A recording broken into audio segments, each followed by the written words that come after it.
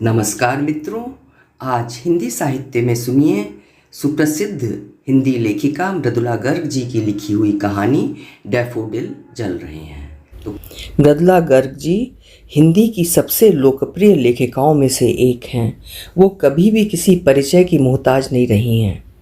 आज उनकी बेहद प्रसिद्ध कहानी सुनिए, डैफोडिल जल रहे हैं। आमतौर पर हिंदुस्तान में डैफोडिल नहीं होते।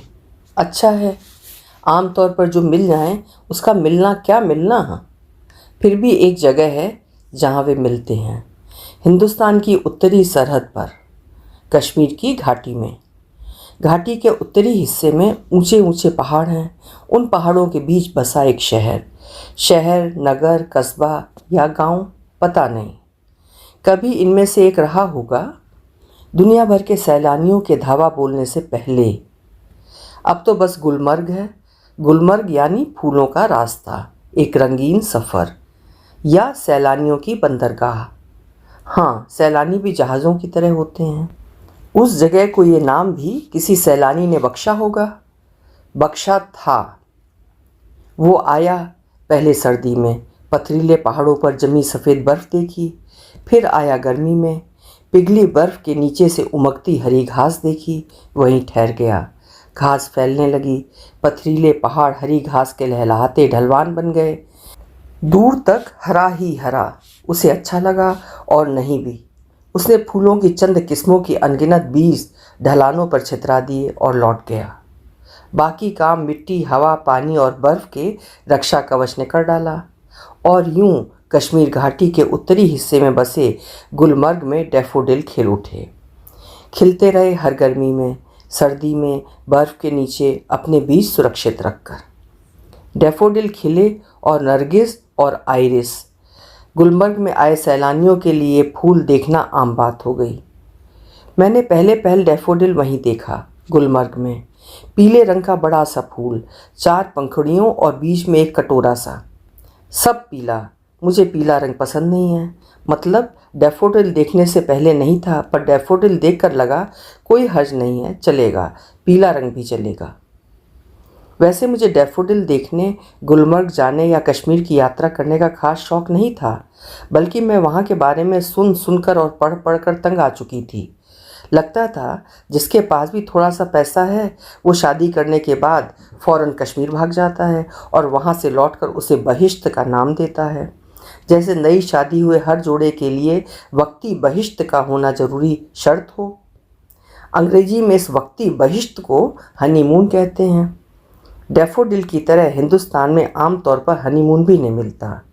अच्छा है, बहुत से लोग एक भुलावे से बचे रहते हैं, वरना वो वक्ती बहिश्त ज़मीन पर जहन्नुम के एहसास को कुछ और तीखा बना डालता है।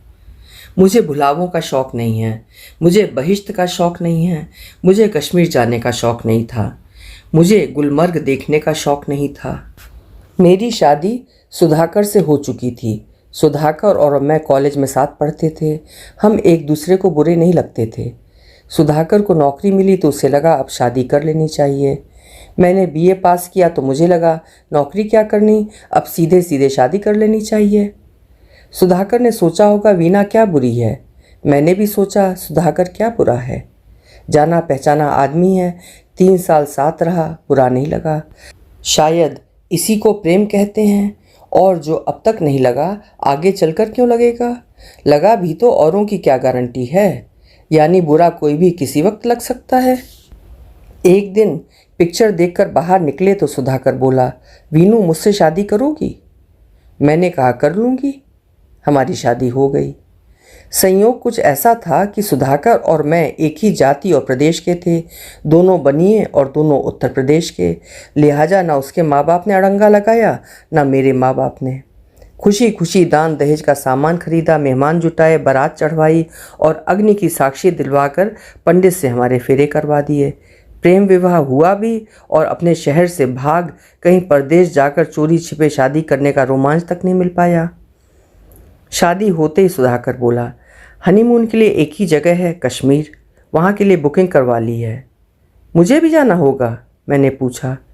सुधाकर बोला, तुम्हारा सेंस ऑफ ह्यूमर बहुत अच्छा है। ऐसा नहीं हो सकता था कि हम शादी से पहले कश्मीर भाग जाते? मैंने कहा। सोचा तब होता कोई रोमांच। जब हमारी शादी में कोई बाधा नहीं थी तो वहाँ जाने की क्या ज़रूरत थी? सुधाकर ने पूछा। मैंने कहा, हाँ ज़रूरत तो नहीं थी, अब क्यों है? अरे सारी ज़िंदगी यहाँ दिल्ली में पड़े पड़े सड़ना है, कुछ दिन तो जी लें। कश्मीर को सब लोग पता है स्वर्ग बतलाते हैं, स्वर्ग। तो सारी ज़िंदगी पड़े पड़े सड़ने के लिए अपने को अच्छी तरह तैयार करने हम लोग कश्मीर चले गए। सुधाकर ने सुन रखा था पूरा कश्मीर स्वर्ग है, लिहाजा उसने कसम खाई कि उसका कोई निसर्ग देखे बिना नहीं छोड़ेगा। और चूंकि हम हनीमून मनाने आए थे इसलिए ज़रूरी था कि स्वर्ग के इस आस्वादन में मैं सदा साथ रहूं। स्वर्ग की तलहटी श्रीनगर से शुरू होकर हम पहलगाम, चंदनवारी, वापस श्रीनगर, बुलर लेक, बनिहाल, फिर वापस श्रीनगर होते हवाते आखिर ठीक बहिश्त के कंधों पर चढ़ गए, यानी गुलमर्ग जा पहुँचे। टनमर्ग के आगे बस नहीं जाती, इसलिए वो सफ़र हमने घोड़ों पर चढ़कर तय किया। चढ़कर मैं इसलिए कह रही हूँ क्योंकि घोड़े की सवारी करना हम दोनों नहीं जानते थे। रास्ता बेहद खूबसूरत था, दोनों तरफ चीड़ के पेड़, ठंडी हवा वगैरह सब कुछ। घोड़ों पर बैठकर कुछ दूर चलने के बाद हम दोनों की पीठ में दर्द होने लगता था, इसलिए थोड़ी थोड़ी देर बाद उन्हें रोक देना पड़ता था और नीचे उतर आना पड़ता था। पर हम अपनी यात्रा के इन अवकाशों को बेकार नहीं जाने देते थे। नीचे उतरकर हम एक दूसरे को चूमने लगते थे और आलिंगन में बंध कर कुछ दूर चलते चले जाते थे। साथ ही आसपास के खूबसूरत नज़ारों की तारीफ भी करते थे। बहिश्त के दरवाजे पर पांव रखते हुए ये सब करना ज़रूरी होता है, खासकर तब जब आप हनीमून मनाने आए हों। यूं घोड़ों पर चढ़ते उतरते हम गुलमर्ग टूरिस्ट रेस्ट हाउस पहुंच गए। ये मंजिल तय करते करते मेरी कमर का दर्द कुछ ज़्यादा बढ़ गया, इतना कि लगा ये महज घोड़े की वर्जिश के कारण नहीं हो सकता। वैसे अनाड़ियों के साथ होता यही है, वर्जिश घोड़ा करता है और बदन सवार का दुखता है। मैंने सुधाकर से कुछ नहीं कहा अपने दर्द के बारे में। आम तौर पर घोड़े पर बैठने से सुधाकर की कमर ज़्यादा दुखती थी, एक आध बार मुझे दबानी भी पड़ी थी। अपने दर्द का जिक्र करके मैं उस वक्त उसे उसकी कमर की याद दिलाना नहीं चाहती थी। दर्द का माप तौल करने का कोई यंत्र तो हमारे पास था नहीं, इसलिए पूरा अंदेशा था कि अपनी कहते कहते कमर मुझे उसी की दबानी पड़ेगी। अपने अपने दुखते बदन घसीट कर हम बिस्तरों तक ले गए और निढाल से उन पर पड़ गए। एक दो जुम्बिश देकर उन्हें जरा सा उठाया और हल्की कराहटों के साथ रजाइयाँ ऊपर खींचकर फौरन सो गए। उस रात खाना पीना प्रेम करना सब गोल रहा। सुधाकर के होंठों ने मेरे होंठों को छुआ और तड़प कर अलग हो गए, जैसे दहकता अंगार छू लिया हो। तुम तो जल रही हो, उसने कहा। सुबह हो गई, मैंने पूछा, पर शायद उसने सुना नहीं। अपना हाथ मेरे माथे पर रख दिया, फिर जल्दी से हटा लिया। तुम इतनी गर्म क्यों हो, उसने कहा। मैं भला इसका क्या जवाब दे सकती थी? तभी क्या जवाब दे पाई थी जब कुछ दिन पहले उसने अपने होंठ मेरे थके बदन पर घुमाकर कहा था, तुम इतनी ठंडी क्यों हो? पहली बार जब उसने ये वाक्य कहा था तो मैंने अपनी थकान से मुंदी जा रही आंखों को बिना खोले जमुहाई लेकर कहा था, कश्मीर ठंडी जगह है। तब वो बहुत नाराज़ हो उठा था। मजाक का कोई वक्त होता है, उसने कहा था। तुम्हारे लिए मेरे जज्बात मखौल उड़ाने की चीज़ हैं, उसने कहा था। तुम हर चीज़ को इतनी उदासीनता से क्यों लेती हो, उसने कहा था। मैंने सुना था कश्मीर आकर मुर्दा से मुर्दा इंसान भी रोमांटिक हो जाता है, पर तुम हो कि तुम्हारा आलस ही खत्म होने में नहीं आता, उसने कहा था। और भी बहुत कुछ उसने कहा था। दिन भर हम कश्मीर के चप्पे चप्पे को कुरेदते फिरते और रात देर तक प्यार करने के नए नए तरीके आजमाते। दिन भर की थकान से चूर होकर बिस्तर पर अलसाए लेटे रहना और बीच बीच में जमुहाई ले उठना मुझे बिल्कुल मुनासिब लगता। मैं दावे के साथ कह सकती थी, अगर दावे के साथ कहने के लिए मैं कुछ देर के लिए अपनी थकान और आलस से छुटकारा पा सकती, कि कश्मीर आया हर सैलानी दिन भर घूम लेने के बाद रात को बिस्तर पर लेटकर ऐसा ही करता होगा। पर हम उस तरह के सैलानी नहीं हैं। सुधाकर कहता था हम हनीमून मनाने आए हैं, प्यार करना हमारी नियत ही है। ये वो कहता नहीं था, पर मैं समझ जाती थी। फिर हम दिन भर इधर उधर टक्कर मारते क्यों घूमते हैं? आराम और सुकून से प्यार क्यों नहीं करते? एक बार मैंने इतना ज़रूर पूछा था, पर वो और भड़क गया था। कमाल करती हो, उसने कहा था। हम कोई लखपति करोड़पति तो हैं नहीं जो हर साल गर्मियों में कश्मीर दौड़े आएंगे। ज़िंदगी में एक बार मौका लगा है, इतना पैसा खर्च किया है, तो पूरा देख कर नहीं जाएंगे? लौट कर किसी से कहेंगे तो क्या कि कश्मीर गए भी और डल लेक देख कर लौट आए? तो थोड़ा ठहर कर आते, मैंने कहा था। उससे क्या होता? तब शायद प्यार करना ज़रूरी नहीं रहता, मैंने मन में सोचा था, पर मुंह से कहा नहीं था, क्योंकि मैं तय नहीं कर पाई थी कि सुधाकर उस बारे में ठीक क्या सोचता है। हो सकता था उसका ख्याल यही होता कि शादी करने के बाद वो उम्र भर प्यार करते रहना ज़रूरी होता है। इसलिए मैं चुप रही थी। जब उसने दोबारा कहा था, उससे क्या होता, बोलो ना, तो मैंने कह दिया था, नहीं, उससे भला क्या होता। कोई कोई दिन ऐसा भी होता था जब हम दिन भर नहीं घूमते थे। सुबह घूमकर दोपहर को खाना खाने रेस्ट हाउस लौट आते और खाकर प्यार करते। तब भी सुधाकर खुश नहीं हो पाता। प्यार कर चुकने पर मेरा मन करता कि आराम से सोया जाए, पर 4 बजे हमें दोबारा सैर के लिए निकलना होता था और सुधाकर देरी बर्दाश्त नहीं कर पाता था। तब खूबसूरत से खूबसूरत नज़ारे को नज़रअंदाज करके मैं घूमते हुए बार बार पलकें झपकाती रहती और बीच बीच में जमुहाई ले उठती थी। सुधाकर खींचकर कहता था, तुम्हें साथ लेकर बाहर आना तो ऐसा है जैसा कि किसी छड़ी को लेकर साथ घूमना। एक बार मैंने कहा था, मेरा साथ रहना ज़रूरी है क्या? सुधाकर को उसमें कोई सेंस ऑफ ह्यूमर नज़र नहीं आया था। तुम इतनी ठंडी क्यों हो? खींचकर उसने कहा था। और अब जब उसने कहा, तुम इतनी गर्म क्यों हो, मेरी समझ में नहीं आया कि क्या जवाब दूं। मेरे दिमाग में यही आया कि कह दूं यहाँ बहुत ठंड है इसलिए। शायद मैंने कहा भी। मेरे होठ हिले ज़रूर, पर पता नहीं उनका कहा सुधाकर तक पहुँचा या नहीं। शायद नहीं पहुँचा, क्योंकि जो अब उसने कहा उसका उससे कोई ताल्लुक़ नहीं था। लगता है तुम्हें तेज़ बुखार है, उसने कहा। तो ये बात है, मैंने राहत महसूस की। दिमाग लगाने की ज़रूरत नहीं है, कारण मिल गया। अरे कुछ बोलती क्यों नहीं, उसने घबराए स्वर में कहा और अपना हाथ मेरी छाती पर रख दिया। वो भी ज़्यादा देर नहीं टिक पाया, झटके से हटाकर बोला, तुम्हारी सांस धौंकनी की तरह चल रही है। क्या हुआ तुम्हें, कुछ बोलो तो सही। मैंने पूरा दम लगाकर आंखें खोलने की कोशिश की, पलकों पर रखे भारी पत्थरों को किसी तरह परे सरका कर एक बार उन्हें उठा लिया, पर दूसरे क्षण वे दोबारा मुंद गईं। अरे क्या हुआ तुम्हें, बोलती नहीं, हिलती डुलती नहीं, क्या हुआ? सुधाकर ने तेज घबराहट से सने स्वर में कहा और मुझे पकड़कर हिला दिया। मेरे मुंह से चीख निकल गई। क्या हुआ? वो और घबरा गया। उसके हिलाने पर मेरी कमर में जो बिजली कौंधती चली गई थी, उसके लिए मैं शब्द खोजने लगी। मौत, पहले मैंने सोचा। हत्या, फिर दिमाग में आया। बलात्कार, मस्तिष्क ने कहा। हलाल हलाल हलाल।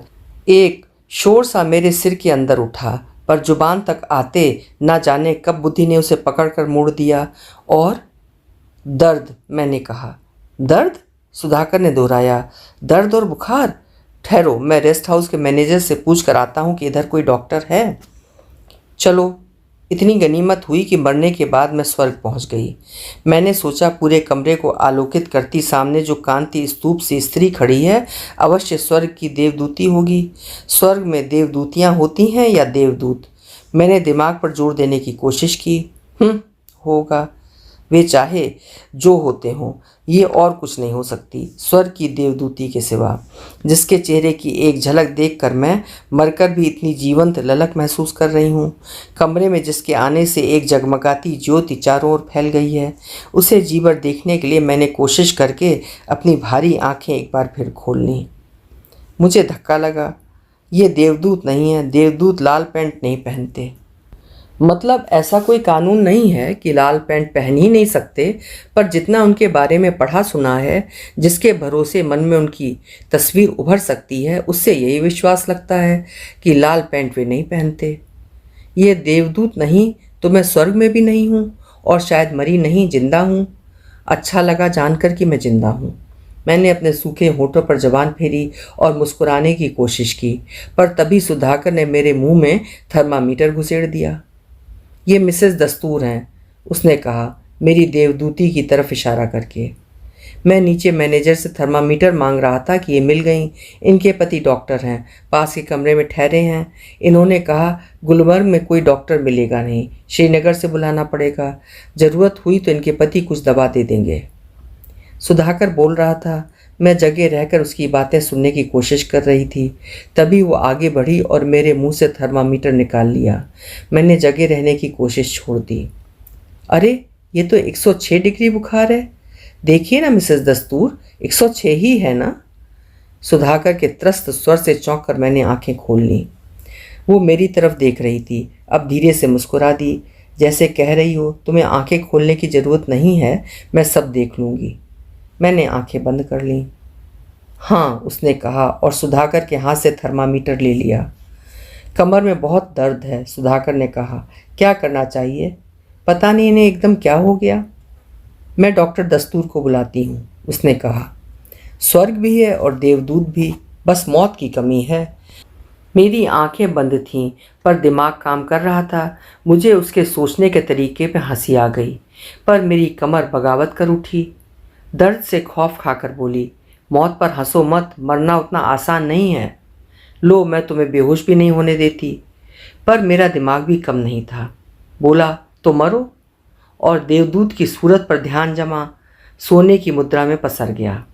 पूरी तरह सोने, कमर ने भले न दिया हो पर पूरी तरह जगाए भी न रख सकी। My god, she is done for. जज के फरमान सा वाक्य कमरे में बजा और मेरे अधसोए दिमाग तक को झंझोड़ गया। घबरा कर मैंने आंखें खोल दी। मेरे हाथ में मेरा हाथ लिए जो आदमी खड़ा था वो सुधाकर नहीं था। क्या डॉक्टर, क्या कह रहे हैं आप? सुधाकर ये था। इनकी हालत बहुत ख़राब है। उन्होंने अपना स्वर इतना धीमा कर लिया कि मेरे लिए सुनना मुश्किल हो गया। फिर भी मेरे कान उधर ही लगे रहे। आश्चर्य, अपनी हालत से ज़्यादा मुझे उनकी बातों में दिलचस्पी हो रही थी। बच्चे कितने हैं आपके? बच्चे? अभी तो हमारी शादी को 15 दिन हुए हैं। ये सुधाकर था। ओह, सहसा कोई खिलखिलाकर हंस पड़ा। तब तो आपको भी इनके साथ मरना होगा, उसने कहा। क्या? सुधाकर चीख सा दिया तो मैं हंस पड़ी जोर से। अब पता चलेगा बच्चू, सारा सारा दिन मुझे साथ लिए घूमते थे ना, साथ नहीं रहेंगे तो हनीमून कैसे मनेगा? सुधाकर जी, हनीमूनर अब बचकर कहाँ जाइएगा, असली हनीमून तो अब बनेगा, मरूंगी तो साथ लेकर। क्या हुआ, डिलीरियस हो गई? हंसे क्यों जा रही हो? सुधाकर चीखा, पर मेरी हंसी रुकी तब जब एक ठंडे ठोस हाथ ने मेरा हाथ थाम लिया। उसमें कोमलता नहीं थी, न सहानुभूति, था केवल अपनापन। इतने बदहवास क्यों हो रहे हो तुम लोग? मेरे हाथ को अपने हाथ में संभाले रखकर उसने कहा। तुम अपना काम करो, फिरोज, इंजेक्शन दवा जो देना हो दो। शादी के 15 दिन बाद भला कोई मरता है? मिस्टर, नाम क्या है आपका? सुधाकर। और तुम्हारा? उसने पूछा और अपना कान मेरे होंठों के पास झुका लिया। वीना, मैंने बुदबुदा कर कहा। मिस्टर सुधाकर, वीना क्या आते ही बीमार पड़ गई थी? जी हाँ। ओह, तभी मैं सोच रही थी कमरे में फूल क्यों नहीं हैं। आप जाइए मिस्टर सुधाकर, बाहर जाकर कुछ फूल ले आइए। पर मैं कैसे जा सकता हूँ? क्यों, आपकी तबीयत भी खराब है क्या? नहीं, इन्हें अकेला छोड़कर। अकेली कहाँ हैं? उसने कहा तो मैंने उसकी मुट्ठी में बंद पड़े अपने जलते हाथ को वहीं फड़फड़ा कर उसकी हथेली पर हल्के से दबा दिया।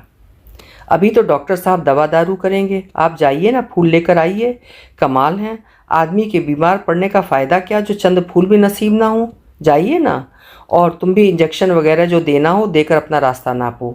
इतनी भीड़ के बीच कोई अपनी बीमारी क्या खाक एंजॉय करेगा? एक बार फिर मैंने उसका हाथ अपने हाथ से दबा दिया। वो हंस दी, फिर अपना वो हाथ हटाकर दूसरा मेरे हाथ पर रखती हुई बोली, लो अब इसे गर्म करो। मेरी बाह में सुई चुभी। एक बार आंखें खोलकर मैंने उसे देखा, फिर शायद मैं सो गई। मैं बिस्तर पर औंधी पड़ी थी। 2 पुष्ट हाथ मेरी कमर थामे उस पर मालिश कर रहे थे। समुद्री ज्वार भाटे की तरह दर्द की लहरें ऊपर से नीचे उतर रही थीं। पहली बार दर्द की चोटों को कोई थामे ले रहा था। हर कचोट अपने साथ राहत लिए हुए थी। एक लंबी सांस खींचकर मैंने अपनी जलती आंखें खोल दी। सामने पीले फूलों के गुच्छे पर गुच्छे झूम रहे थे। अगर वे 2 पुष्ट हाथ मेरी कमर न थामे होते तो एक बार फिर मुझे भ्रम हो जाता कि मैं मर चुकी हूँ और स्वर्ग में हूँ। डैफोडिल हैं। कमर के ऊपर से आवाज़ आई, तो ये हैं डैफोडिल, पीले, 4 बड़ी बड़ी पंखुड़ियाँ और बीच में कटोरा सा, लबालब शराब से भरा शायद। पर पीला, मुझे पीला रंग पसंद नहीं है, पर डैफोडिल देखकर लगा कोई हर्ज नहीं, चलेगा, पीला रंग भी चलेगा। देर तक उनकी तरफ देखते रहने के कारण आंखों में पानी आ गया। मैंने आंखें बंद कर लीं, तभी कमर पर टिके हाथों ने मुझे थाम कर सीधा कर दिया। मैंने आंखें बंद रखीं। तुम्हारी कमर काफ़ी नाजुक है, उसने कहा। मज़ा आया मलने में। आंखें खोलो, इधर भी डैफोडिल हैं। मैंने आंखें खोल दी। डैफोडिल के फूलों की पीली पृष्ठभूमि पर खिला उसका चेहरा। पीले कैनवास पर उलीचे रंग जैसे फैले उसके घने भूरे बाल देखे, उनके बीच जड़ी उसकी शरारती भूरी आंखें देखीं। शोक मेकअप से रंगा उसका गोरा मुख देखा और देखा कि अब उसने लाल नहीं नीले रंग का पैंट कोट पहन रखा है। शायद एक दिन गुजर चुका था। वाह रे मेरे देवदूत, काफ़ी आधुनिक हो तुम, मैंने सोचा। फिर मेरी आंखें बाकी कमरे पर घूम गईं। सुधाकर दवाई लेने श्रीनगर गया है, उसने कहा। मैं आश्वस्त हो मुस्कुरा दी। फिर कुछ ख्याल आया और मैंने अपने पपड़ाए होंठों पर जबान फेरकर धीमे से पूछा, फूल कौन लाया? वही सुधाकर, कल देखा तुमने? और लोगों को मरने के बाद फूल मिलते हैं, तुम्हें पहले मिल गए। काम कम हो गया, मैंने कहा। हाँ, वो बोली, जब मरोगी तो और नहीं लाने पड़ेंगे। मेरी धीमी आवाज़ सुन पाने के लिए वो मेरे पास खिसक आई थी। मुंह मेरे चेहरे के ऊपर झुका लिया था। कौन से फूल पसंद करोगी तुम अपने कफन पर? उसने पूछा। यही, डैफोडिल? हाँ। इतनी जल्दबाजी न करो, उसने कहा। अभी तुमने आइरिस और नरगिस देखे कहाँ हैं? दिखलाओगी? हाँ, सुधाकर आ जाए तो लाने भेज देंगे। कब तक आएगा? रात तक। मेरे चेहरे पर मन की बेचैनी दौड़ गई होगी, क्योंकि उसने कहा, फिक्र मत करो, वो बहुत थका होगा, आते ही सो जाएगा। मैं उसे समझाना चाह रही थी, ये बात नहीं है कि मैं सुधाकर का पास होना पसंद नहीं करती। वो मेरा पति है, अच्छा आदमी है, मुझे बुरा नहीं लगता। पर आजकल बीमारी में मौत के करीब मैं उसे देखकर ये सोचने पर मजबूर नहीं होना चाहती कि मैंने उसका हनीमून बिगाड़ कर रख दिया। जिंदगी में सिर्फ एक बार कश्मीर आने का मौका मिला। गुलमर्ग का सपना देखते देखते आखिर गुलमर्ग पहुंचा, तो क्या बीमार बीवी से तीमारदारी का रिश्ता जोड़ने? अच्छा हनीमून मना? बेचारा सुधाकर। ये सब मैं कहना चाह रही थी, पर मेरा गला सूखा जा रहा था, आंखें मुंदी जा रही थीं। मेरी समझ में नहीं आ रहा था कि मैंने वो कह डाला या सिर्फ सोचा। मैंने कसमसा कर उसकी तरफ देखा। तुम्हारे ठीक हो जाने पर उसे इस बीमारी के बारे में फूल और बर्फ़ के अलावा कुछ याद नहीं रहेगा, उसने कहा।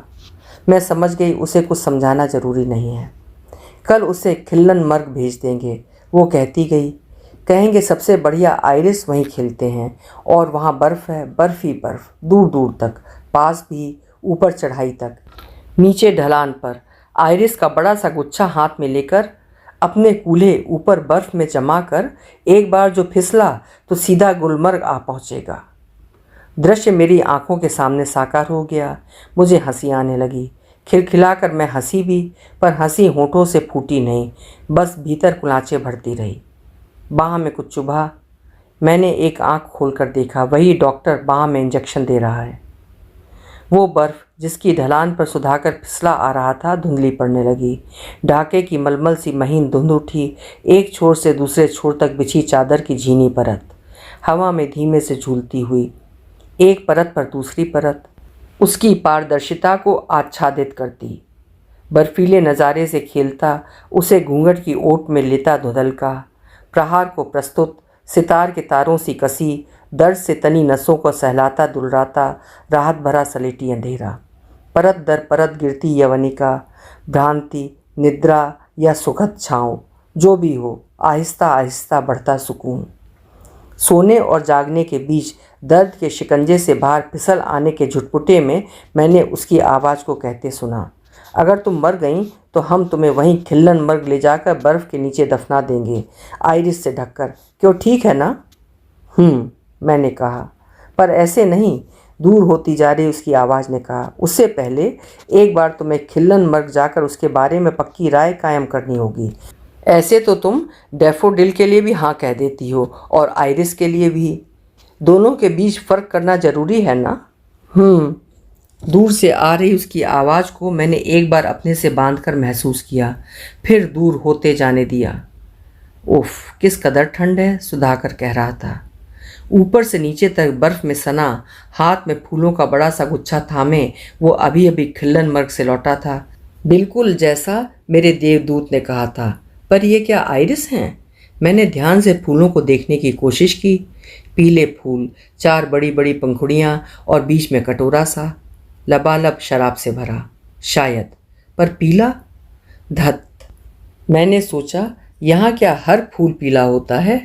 और रूप आकार में भी एक सा? बस नाम फर्क दिए रहते हैं। ये तो सरासर धोखाधड़ी है। मुझे कोफ्त हो रही थी। सुधाकर ने फूल सामने कोर्निश में पटक दिए, गीला कोट उतार कर झाड़ता हुआ बोला, क्या जगह है खिल्लनमर्ग, बर्फ ही बर्फ, मज़ा आ गया। कोट उसने कुर्सी पर फेंक दिया, पूरी बाहों का स्वेटर उठाकर पहन लिया और बोलता गया, सर्दियों में लोग खिल्लनमर्ग स्कीइंग करने आते हैं। आजकल टोबोगन चलते हैं। अभी बर्फ़ पिघली नहीं है वहाँ। आज भी ढेरों लोग थे, पर ज़्यादातर अमेरिकन। टोबोगन महंगे क्या कम थे? अरे पूरी लूट थी लूट। पैसा लुटाओ और बदले में मज़ा लूटो, यही दस्तूर है ज़माने का। पर अपन ने तय भी कर लिया था, मज़ा लेंगे पूरा, पर पैसा खर्च नहीं करेंगे। सो अपन तो खिल्लनमर्ग की पहाड़ी पर जमकर बैठे और नीचे फिसल पड़े। भगवान ने कूल्हे दिए हैं, सो इसलिए ना। अरे हिंदुस्तानी आदमी के लिए इसकी है, इसकी। सच कहता हूँ, टोबोगन पर आने वालों से पहले नीचे मैं पहुँचा और वो ठाठ से कि क्या बतलाऊँ। वो खुलकर हंस दिया। मैंने बहुत चाहा उसकी हंसी में शामिल हूँ। मैं हंसी भी, पर पहले की तरह हंसी होठों से फूटी नहीं, भीतर भीतर झंझना कर रह गई। उस निशब्द हंसी को सुधाकर कैसे सुनता? नहीं सुना उसने। सहसा वो संजीदा हो गया, पास आकर बिस्तर पर मेरे बराबर बैठ गया, जैसे कुछ गलत कर गया हो। ऐसे सपाट स्वर में बोला, कैसी तबीयत है तुम्हारी? सच, तुम लोगों के कहने से मैं खिल्लनमर्ग चला तो गया, पर अकेले तुम्हारे बिना जरा भी मज़ा नहीं आया। तुम साथ रहती तो कितना अच्छा होता। हनीमून पर आकर तुम बीमार पड़ गई, पता नहीं क्यों, लगता है इसमें मेरा दोष है। मेरी हंसी का दम घुट गया। मैं चुपचाप पड़ी रही, पर भीतर चीख पनप उठी। ओ सुधाकर, तुम मुझे पहले कहीं ज़्यादा अपने लग रहे थे। तब जब तुम खुश थे, संतुष्ट थे, चंचल थे, हंस रहे थे, बतिया रहे थे, जो महसूस कर रहे थे वही दिखला रहे थे। तुमसे किसने कहा तुम्हें मुझे बहलाना चाहिए? बहका कर देखो, सुधाकर उसी तीमारदारी स्वर में कह रहा था। मैं तुम्हारे लिए कितने सारे फूल लाया हूँ, वही जो परसों लाया था। वैसे ऊपर और भी फूल थे, नीले, पर मैंने सोचा तुम्हें ये इतने पसंद आए थे परसों, तो यही ले चलूँ। ओह, तो ये खिल्लनमर्ग के आइरिस नहीं हैं। अब मेरी समझ में आया। सुधाकर को फूलों की याद नीचे वापस पहुंच जाने पर आई होगी और पास में यही फूल दिखलाई दिए होंगे। यानी ये डैफोडिल हैं, आइरिस नहीं। कहीं कोई धोखाधड़ी नहीं है। चलेंगे, मैंने सोचा, डैफोडिल भी चलेंगे। यह जानकर कि ऊपर खिल्लनमर्ग पहुंचने पर बर्फ़ पर फिसलते सैलानियों को देखकर सुधाकर इतना उत्तेजित हो उठा था कि मेरी या फूलों की कतई याद नहीं रही थी। मुझे उस पर प्यार आ गया। मैंने हंसकर उससे कहना चाहा, पर शायद कह नहीं पाई। दर्द का कोचवान आज कुछ ज़्यादा बेरहमी से कोड़े बरसा रहा था। फिरोज़ ने इंजेक्शन दिया था, उसके सामने पिटा सा पड़ा था। उसकी बख्शी खुमारी बस इतना कर पाई थी कि जहन में आया हर लफ्ज़ जुबान पर आने से पहले लड़खड़ा कर गिर जाता था, बाहर नहीं निकल पाता था। कूद कर सुधाकर बिस्तर से उठ खड़ा हुआ, बोला, क्या ज़बरदस्त ठंड है। देखूं, मैनेजर से कहूं कमरे में आग जलवाने का इंतज़ाम करवा दे। आग तापे बगैर आज ठंड जाती नहीं दिखती। जाते जाते वो रुका, मेरी तरफ मुड़ा, बोला, तुम्हें भी आराम रहेगा, अच्छी तरह सेक लगेगा तो दर्द वर्द अपने आप ही कम हो जाएगा। और वो बाहर चला गया। मैंने डैफोडिल के गुच्छे को देखने की कोशिश में आंखें खोलीं, दर्द से हटाकर ध्यान फूलों पर केंद्रित किया, शरीर में बसी खुमारी को दिमाग पर हावी हो जाने दिया। इस बार जो धुंधलका अंधेरे की परतों में गहराया पीले रंग का आभास लिए हुए था। आँख खुलते मैंने आग देखी, दोजक की आग। चट चट चटकती लकड़ियाँ, धू धू धधकती ज्वाला, प्रचंड अग्निशिखाएँ। कहीं मासूम नीली लौ का नामो निशान नहीं। जो लपट उठी लाल, खून से सनी, नारंगी, सिंदूरी, सुर्ख, नरक ज्वाल, रक्त रंजित। हू हू हुड़कती हड्डियाँ, तिलमिलाता चिलकता उजारा, धाएं धाएं धमकती धमनियाँ। मेरे देवदूत तुम कहाँ चले गए? मैं मरकर दोजख में आ पड़ी, आग की सुर्ख लपटों और चकाचौंध के बीच। छुटकारा पाने के लिए मैंने हाथ पांव मारे तो पाया वे मुलायम बिस्तर पर पड़ रहे हैं। तो क्या नरक में गुदगुदे बिस्तर मिलने लगे? नहीं, कुछ गलती ज़रूर है। मैंने आंखें बंद करके आग की लपटों को परे ढकेला और दूसरी तरफ मुंह घुमाकर आंखें खोली। वहाँ आग का आभास तो था, आग नहीं। शायद मैं मरी नहीं। अब मेरी दृष्टि के दायरे में एक चेहरा झिलमिलाया, सुधाकर। नहीं, मैं मरी कदापि नहीं। क्यों, बढ़िया जल रही है ना आग? वो बोला। तो वो जानता है उसे भी आग दिखलाई दे रही है। मेरी नज़रें फिर घूम गईं। वही नारंगी सिंदूरी सुर्ख लपटें, वही धू-धू धधकती लकड़ियाँ, वही चकाचौंध, वही तपिश और आग की झुलसती लपटों के ठीक ऊपर कॉर्निश पे पड़े डैफोडिल। लाल लौ के नुकीले नाखूनों से बिंधे पीले निरीह फूल, उनकी पंखुड़ियों के कोर झुलस कर सिकुड़ रहे थे, दिया सलाई की लौ दिखलाए खत के पन्ने की तरह। डैफोडिल जल रहे हैं। मेरे भीतर चीख उभरी। डैफोडिल जल रहे हैं, पर कमरे में कोई शब्द नहीं हुआ, लकड़ियों के जलकर चटकने के सिवा। मैंने अपनी पूरी ताकत का इस्तेमाल किया और चीख को बाहर उछाल दिया। डैफोडिल जल रहे हैं। सुधाकर ने चौंक कर मेरी तरफ देखा, पूछा, क्या हुआ? डैफोडिल, मैं चीखी। डैफोडिल? उसने दोहराया, डैफोडिल क्या? डैफोडिल जल रहे हैं, मैंने चीख कर कहा, पर आखिरी लफ्ज़ तक आते आते मेरी आवाज़ पस्त होकर टूट गई। मेरी आंखों से आंसू निकल आए और हिचकियाँ लेते लेते मैंने फिर कहा, डैफोडिल। क्या हो गया? सुधाकर ने बेहद चिंतित स्वर में कहा, बुखार ज़्यादा बढ़ गया क्या? मैं बोल नहीं पाई, रोती रही। ठहरो, डॉक्टर को बुलाता हूँ, कहता हुआ वो कमरे से बाहर दौड़ गया। आंसुओं के पर्दे के पीछे से मुझे एक पीली आभा का एहसास हुआ। क्या चाहिए? उसने मेरे चेहरे के करीब झुककर कहा तो मैंने जाना, आज वो पीले कपड़ों में है, डैफोडिल की तरह पीले। मैं बेतरह घबरा गई, कसकर उसका हाथ पकड़ लिया। तभी उसने कहा, अरे डैफोडिल जल रहे हैं? मेरे मुंह से मुंह सटाकर बोली, तो तुम इसलिए रो रही हो? मैंने सिर हिलाने की कोशिश की, उसका हाथ मेरे हाथ से छूट गया।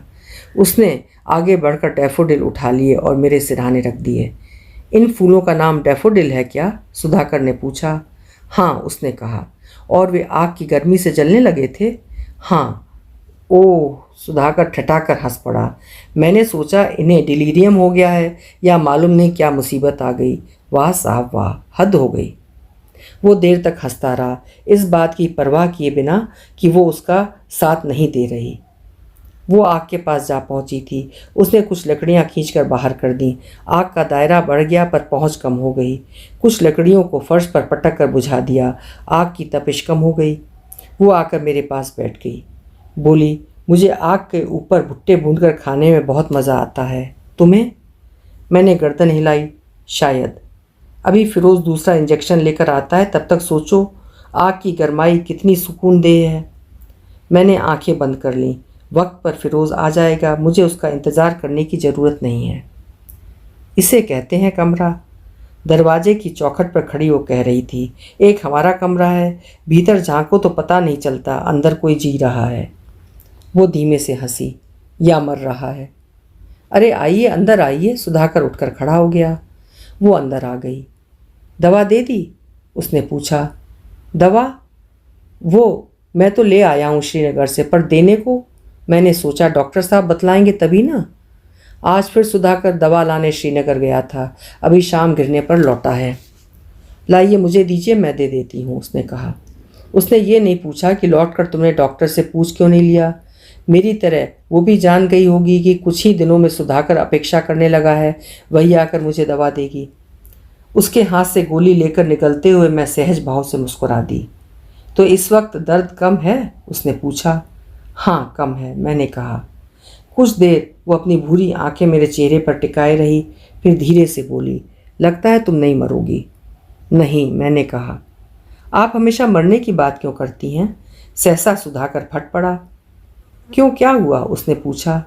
वीना काफ़ी परेशान है, बीमारी में आदमी को यूं ही बुरे ख्याल आते रहते हैं, हमें इसकी हिम्मत बनानी चाहिए। अगर हम ही मरने की बात करने लगे तो इसका क्या हाल होगा, सोचिए। आप कभी मरने की बात नहीं करते ना? उसने कहा। नहीं, मैं क्यों करूँगा? पर नहीं, आप क्यों करेंगे? आप कभी मरेंगे थोड़े? कहकर वो खिलखिलाकर हंस दी, इतनी जोर से कि मैं आंखें खोलकर उसका हंसता रूप देखने को मजबूर हो गई। एक बार देख लेने पर मंत्रमुग्ध देखती रह गई। उसका गोरा चेहरा लाल पड़ गया था, गुलाबी नहीं, लाल, जैसे गालों से आग की लपटें निकल रही हों। कटे भूरे बाल उनकी तपिश बर्दाश्त न कर पाने के कारण चेहरे से अलग छितर गए थे। हंसी के झटके के साथ उसका सिर पीछे झुक गया था। गोलाकार तेजोमंडल की तरह वे उसके चेहरे के चारों तरफ खिले हुए थे। आज पहली बार मैंने देखा, उसकी भूरी आंखें असल में भूरी नहीं हैं। एक मंद मंद हरा रंग उनमें झिलमिलाता रहता है, जो भावावेश में तीखी चमक के साथ उभर आता है। उस वक्त उसकी आंखों में हरी रोशनी की चिंगारियां इस तरह लपलपा रही थीं कि भूरा रंग दिखलाई तक नहीं दे रहा था। अरे, कहीं सचमुच ये देवदूत तो नहीं? मैं सोचती रह गई। पहली बार इसे बुखार और दर्द की खुमारी में देखा था, इसलिए देवदूत सी लगी होगी, पर आज मैं होशो हवास में हूँ, तब इसका ये रूप। भय और पुलक की लहरें एक के बाद एक मेरे शरीर को थरथराते हुए निकल गईं। मेरा मन हुआ वो ऐसे ही हंसती रहे और मैं उसे देखती रहूं।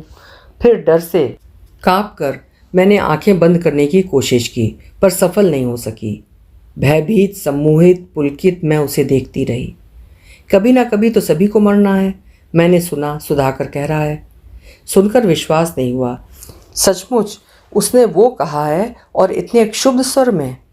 उसने जो कहा था उसका जवाब, और चाहे जो हो, ये नहीं हो सकता था। उसके रूप ने सुधाकर में कोई रोमांच पैदा नहीं किया। सहसा मुझे सुधाकर व बेहद दया आने लगी, दया के साथ प्यार। बेचारा भोला भाला सीधा साधा सुधाकर, जो हो है तो मेरा अपना। उनकी हंसी एकदम रुक गई। आप ठीक कहते हैं, उसने गंभीर स्वर में कहा। फिर मेरी तरफ मुड़कर बोली, अब जल्दी से ठीक हो जाओ, अगले हफ्ते हम यहाँ से चले जाएंगे। उससे पहले तुम्हें मेरे साथ खिल्लन मर्ग जाना है। पता लेकर क्या कीजिएगा? हम दिल्ली तो रहते नहीं। उसका स्वर काफ़ी दृढ़ था, पर सुधाकर विचलित नहीं हुआ। वाह, कभी बम्बई आएंगे तो मिलेंगे नहीं? उसने कहा। नहीं, मैं सोच रही थी, मैं तुमसे बम्बई में मिलना नहीं चाहती।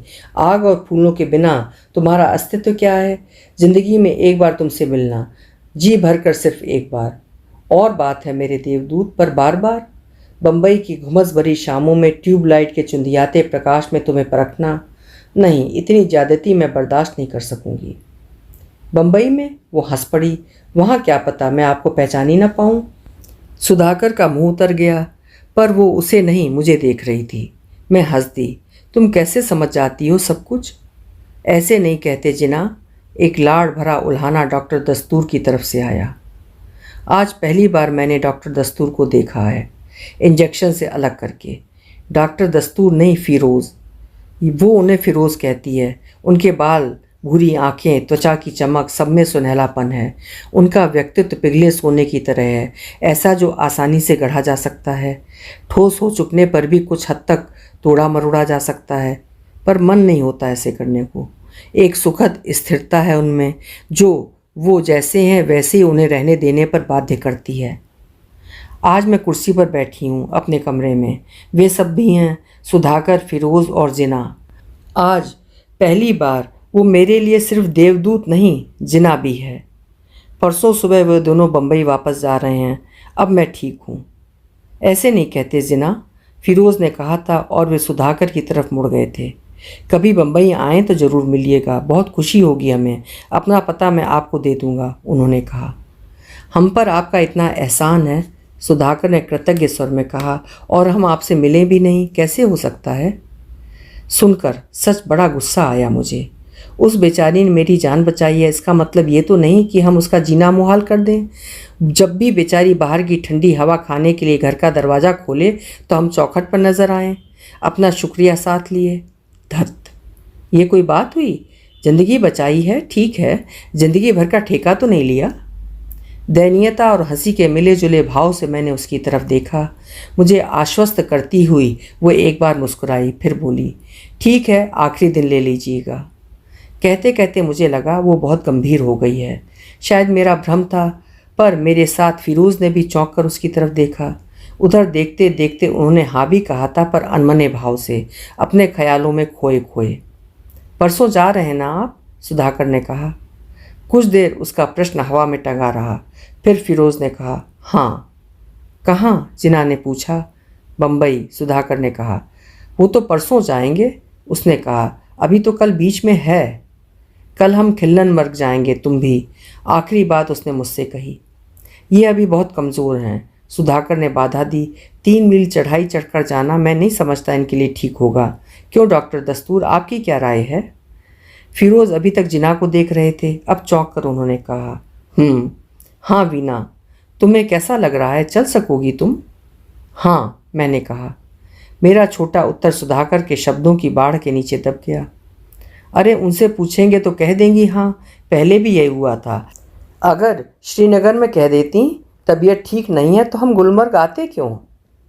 आते ही नहीं। मैंने सोचा कितना कुछ छूट जाता, जैसे अब खिल्लन मर्ग छूट जाएगा। नहीं, मैं नहीं छोड़ूंगी। पैदल नहीं जा सकती तो क्या? मुझसे पहले जिना कह रही थी डांडी में बैठा कर ले चलेंगे। क्यों मिस्टर सुधाकर, उठा सकोगे ना?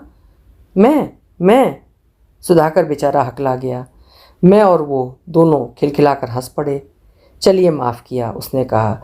गुलमर्ग में डांडी वालों की कमी नहीं है, किसी को भी तय कर लेंगे। हाँ, फिरोज़ बोले, दोनों महिलाएं डांडी में चल सकती हैं। दोनों? वो हंसी रोक भवें ऊपर चढ़ाकर बोली, मैं क्यों? यूं ही मैंने सोचा वीना का साथ हो जाएगा। वो कुछ देर उनकी तरफ देखती रही, फिर बोली, बर्फ़ पर हाथ में हाथ डालकर चले नहीं तो खिल्लन मर्ग जाने का फ़ायदा क्या? वो उठकर मेरे पास आ गई, मेरा हाथ अपने हाथ में दबा लिया और कान में फुसफुसा कर बोली, बीच बीच में तुम भी डांडी से नीचे फुदक आया करना बर्फ़ पर।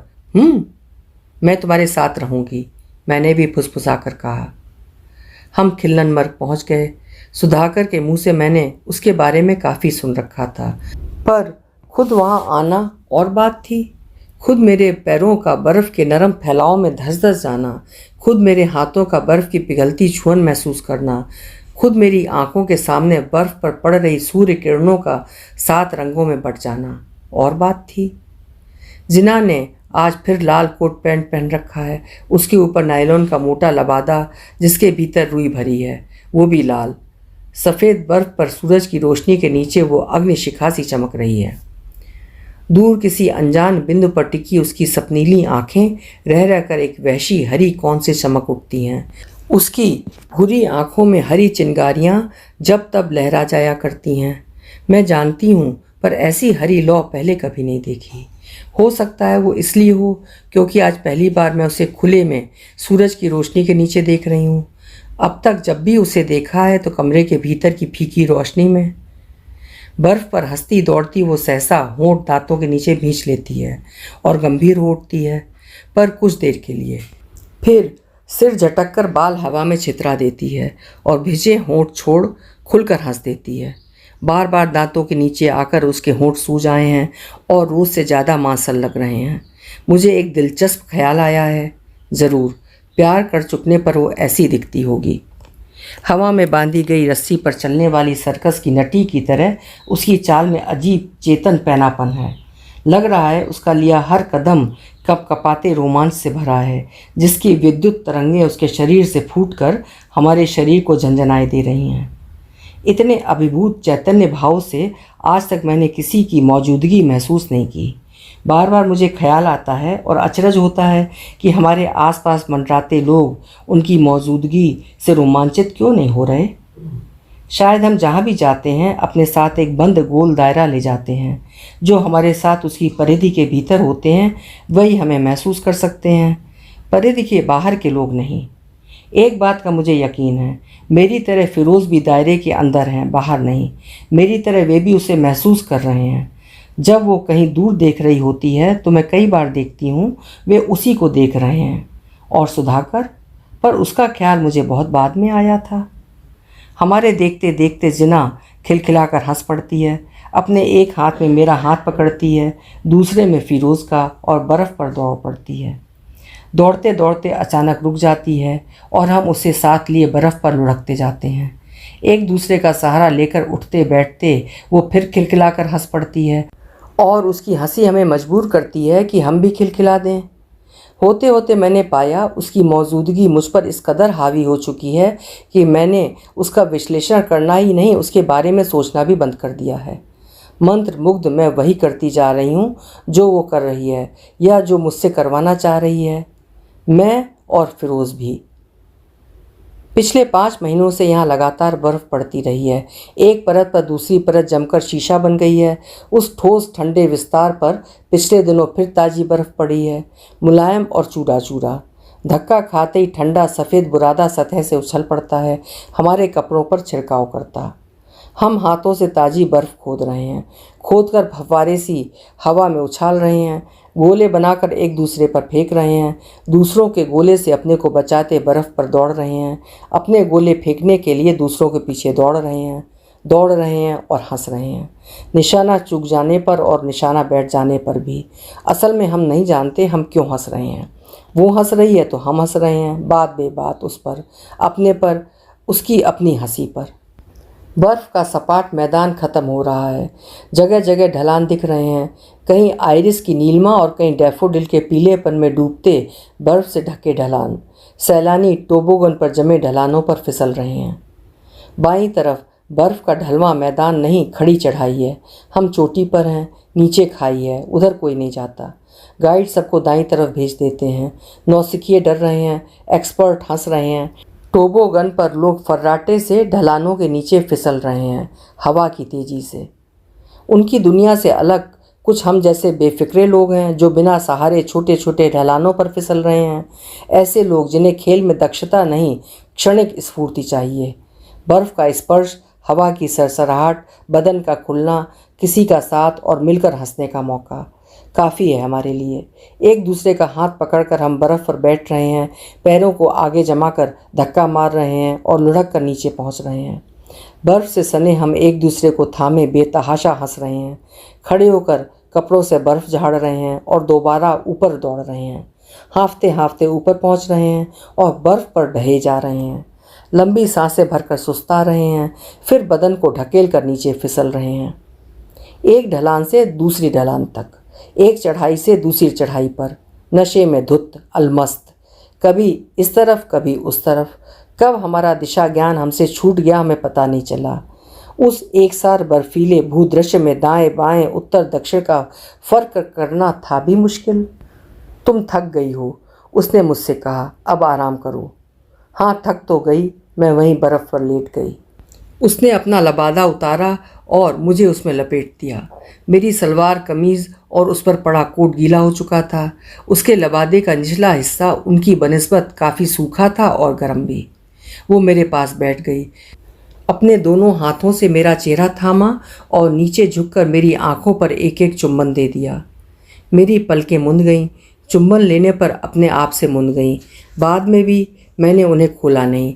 पलकों के नीचे कुछ बनता रहा, फैलता रहा। रहो तुम, मैंने सुना। पलकें मूंदे मूंदे हाथ बढ़ाकर मैंने उसका हाथ थाम लेना चाहा, पर वो हाथ में नहीं आया। शायद वो कुछ दूरी पर रही होगी।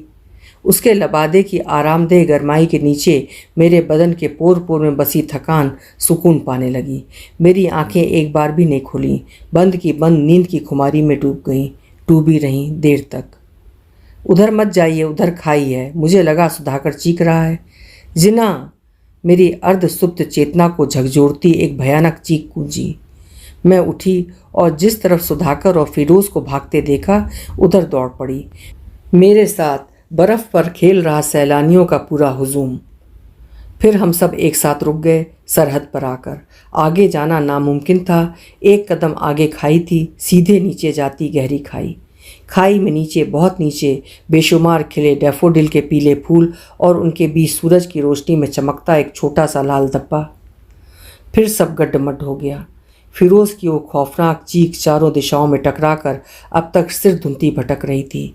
जिना, मैंने भी चीखने की कोशिश की और घुमेर खाकर वहीं बर्फ़ पर गिर पड़ी। मैंने पहले ही कहा था उधर मत जाइए, खाई है। एक बार फिर सुधाकर कह रहा है। शाम से वो इस बात को कई बार दोहरा चुका है। मैं होटल के कमरे में अपने बिस्तर पर पड़ी हूँ। पास के कमरे में स्ट्रेचर पर चादर से ढका जिना का क्षत विक्षत शव रखा है। कल दोपहर को उसे हवाई जहाज़ से बम्बई ले जाया जाएगा, अंतिम संस्कार के लिए। कुछ देर पहले सुधाकर ने मुझे बतलाया है ये भी कि वो फिरोज़ के साथ बम्बई जाएगा और मुझे भी जाना चाहिए। इतना तो हमें उनके लिए करना ही चाहिए, उसने कहा था। उस सब पर मैंने ध्यान नहीं दिया था। उसकी बात सुनकर कहा था, जिना को यहीं खिल्लन मर्ग में बर्फ के नीचे दफनाना होगा, आइरिस के फूलों से ढककर। पागल हो गई हो? सुधाकर बोला था। डॉक्टर दस्तूर पारसी हैं। पारसी लोग जानती हो शव को दफनाते नहीं, जलाते भी नहीं, एक ऊंचे बुर्ज पर रख देते हैं। गिद्ध उसे खा लेते हैं। उनका कहना है मरकर भी आदमी को किसी के काम आना चाहिए। नहीं, मैं ज़ोर से चिल्ला पड़ी थी। मैं जानती हूँ वो बर्फ़ के नीचे रहना चाहती है, डैफोडिल और आइरिस के बीजों के साथ। वहाँ वो जाकर मरती क्यों? उसे वहीं दफनाना होगा। ये कैसे हो सकता है? मैंने कहा ना वे लोग पारसी हैं। कौन वे लोग? जिना और फिरोज़। जिना मर गई। हाँ, पर थी पारसी। नहीं, मैंने जिद करके कहा था, वो जिना थी, बस जिना। और मन में कहा था वो देवदूत थी, बस देवदूत, इस बर्फीले प्रदेश की देवदूत। उसे यहीं दफनाना होगा, मैं अभी फिरोज से कहती हूँ। मैं उठकर खड़ी हो गई थी, बाहर जाने वाली थी कि सुधाकर ने मुझे पकड़ लिया। अभी नहीं, उसने कहा था, सुबह बात करना। अभी चुपचाप चलकर शव के पास बैठो, मैं वहीं बैठने जा रहा हूँ। फिरोज़ अकेले हैं। सुधाकर बतलाता रहा था। उस हादसे के घंटों बाद तक वे गुमसुम बने रहे थे। इधर मैं बेहोश होकर गिरी, उधर वे बेहोशी की देहरी पर। सारी जिम्मेदारी सुधाकर के कंधों पर आग पड़ी। मुझे डांडी वाले के भरोसे छोड़ा। माउंटेनियरिंग क्लब से कुछ जानकार आदमियों को बुलाया। नीचे उतरकर रस्सियों के सहारे उन्होंने जिना के शव को बाहर निकाला। मेडिकल मदद की तो उस बेचारी को कोई ज़रूरत नहीं थी। फिर भी जो कुछ करना था फिरोज़ नहीं किया। वहाँ डॉक्टर और था कौन? जिना का तुड़ा मुड़ा शरीर देखकर उनकी शून्य चेतना के भीतर से डॉक्टर जाग उठा था, पर उसे मृत घोषित करने के बाद वे फिर निष्क्रिय हो गए थे। सुधाकर ना होता तो कोई काम पूरा ना हो पाता। न श्रीनगर से बम्बई की बुकिंग, न गुलमर्ग से श्रीनगर तक टैक्सी का इंतज़ाम, न पुलिस से एक्सीडेंट से मौत का सर्टिफिकेट, और भी जाने क्या क्या। कल वही उन्हें साथ लेकर बम्बई जाएगा, आज रात भर उन्हें संभाले रखेगा। मैंने सुधाकर की बात मान ली। वो वक्त उनसे बात करने का नहीं था। उसके बहुत कहने पर भी मैं जिना के शव के पास नहीं गई। तुम जाओ, मैंने कहा, कुछ देर बैठो उसके पास।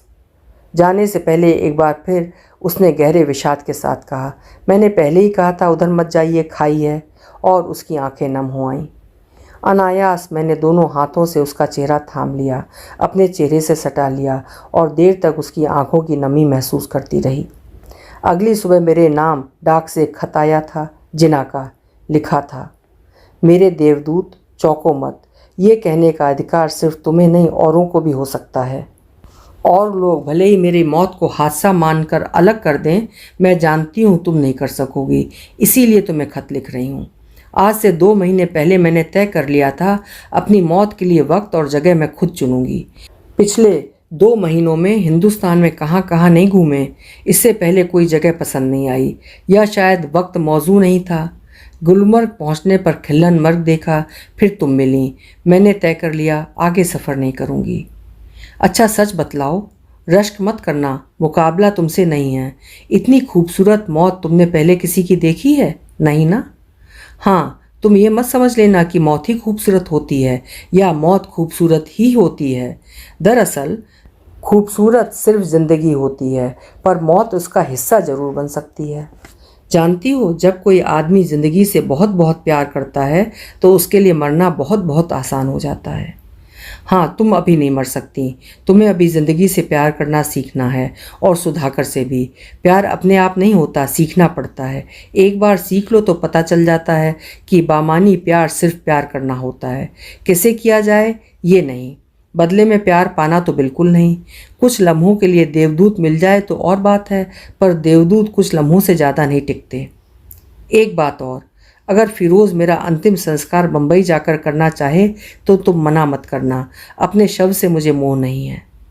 एक बात तो मानोगी, जब भी फिरोज़ मेरी मौत को याद करेगा तो उसे बर्फ़ याद आएगी, ठंडी, मासूम, खुशनुमा और आरामदेह बर्फ़। और याद आएगी हम लोगों की हंसी, मेरी और तुम्हारी, सच्ची और खनकदार। मेरे साथ उसे तुम याद आओगी, मौत के बजाय ज़िंदगी याद आएगी, खुशनुमा, सच्ची और खनकदार। ठीक होगा ना? जिना। फिरोज़ ने हमें बम्बई ले जाने से इनकार कर दिया। सुधाकर ने जिद काफ़ी की, पर वे नहीं माने।